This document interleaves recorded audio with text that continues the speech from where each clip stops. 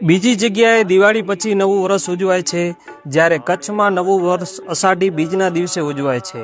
શું તમે જાણો છો કચ્છમાં આવું કેમ કરવામાં આવે છે? રાજાશાહી સમયમાં કચ્છમાં કઈ રીતે અષાઢી બીજની ઉજવણી થતી, તો ચાલો જાણીએ આ વિડીયોમાં। आषाढ़ी बीज आवई आषाढ़ी बीज हणेरा जल मुजा। કચ્છના શાસક લાખા ફુલાણીને દેશવટો મળ્યા બાદ કચ્છમાં કેટલાય વર્ષ સુધી વરસાદ પડ્યો નહીં। દુષ્કાળમાં જાનમાલનું ઘણું નુકસાન થયું।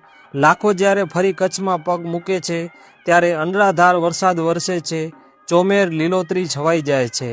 આ વરસાદ જોઈ કચ્છી માડુઓનું હરખનો પાર ન રહ્યો અને તે દિવસ હતો અષાઢી બીજનો।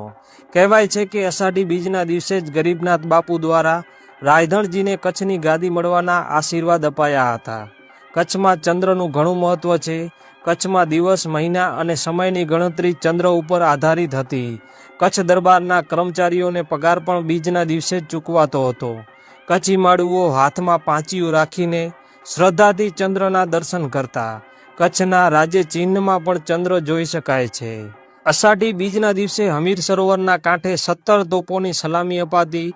ભુજના માર્ગો ઉપર મહારાવની ભવ્ય સવારી નીકળતી। ટીલા મેળીમાં ખીલીનું પૂજન કરવામાં આવતું। સાંજે મોટો રાજ દરબાર ભરાતો। મહારાવ લોકોનું સન્માન કરતા। આમ પ્રજા પણ મહારાવને ભેટ થતી હતી। બીજના દિવસે ભુજની ટંકશાળામાં નવો સિક્કો બહાર પડાતો।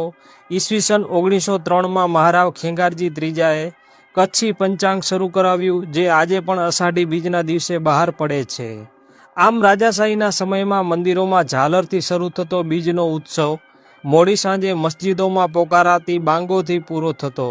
ગામડે ગામડે મેળાઓ ભરાતા। ઊંટ રેસ, મલાખડા અને ગાડા રેસ જેવી રમતો જામતી। ઘેર ઘેર લાપસીના આંધણ મુકાતા।